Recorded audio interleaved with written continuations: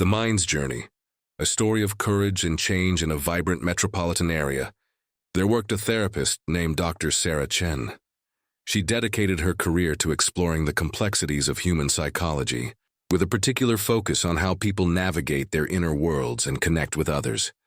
One afternoon, a client named Marcus arrived at her practice, visibly nervous and uncertain. He had finally decided to seek help for something that had controlled his life for years, a paralyzing fear of social situations. Marcus described how this fear had become a wall between him and the life he wanted to live. He avoided gatherings, stayed silent during team discussions at his job, and felt trapped by the constant worry that others would find him inadequate or foolish. Dr. Chen recognized this as a perfect opportunity to introduce Marcus to a powerful approach called cognitive behavioral therapy, or CBT. She explained it in simple terms. Our thoughts shape our feelings, and our feelings influence our actions. By learning to recognize and reshape unhelpful thinking patterns, we can change how we experience the world. Marcus was skeptical but willing to try.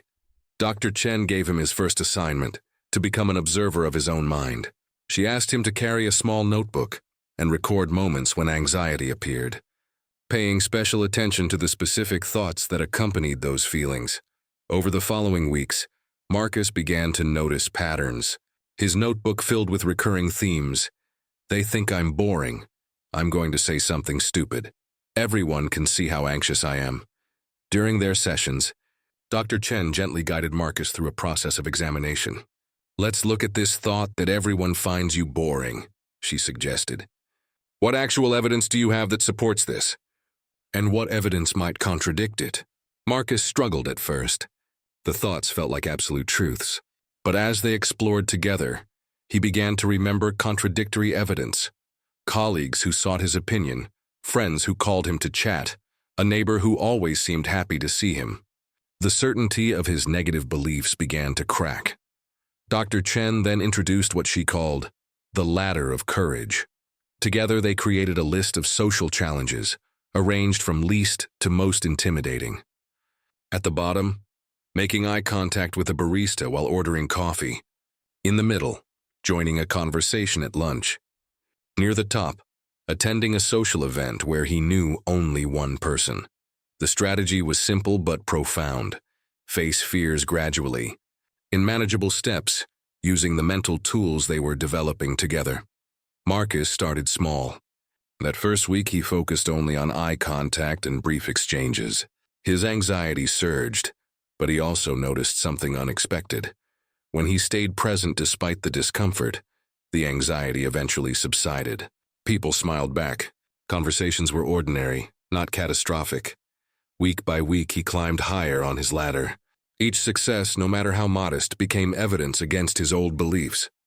He discovered that his predictions of disaster rarely came true. When he stumbled over words or felt awkward, the world didn't end. People were generally kind or at worst indifferent. Months into the process, something shifted fundamentally. Marcus found himself actually looking forward to a work social event.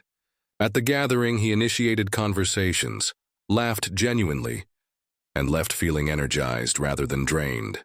The anxiety hadn't vanished completely, but it no longer ruled him.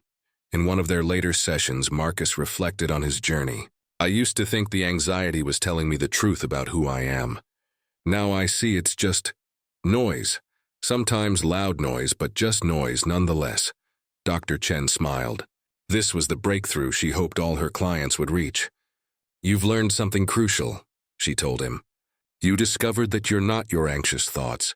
You're the person who can observe those thoughts, question them, and choose how to respond to them. Marcus also learned something Dr. Chen emphasized repeatedly: self-compassion. He began treating himself with the same kindness he'd offer a good friend.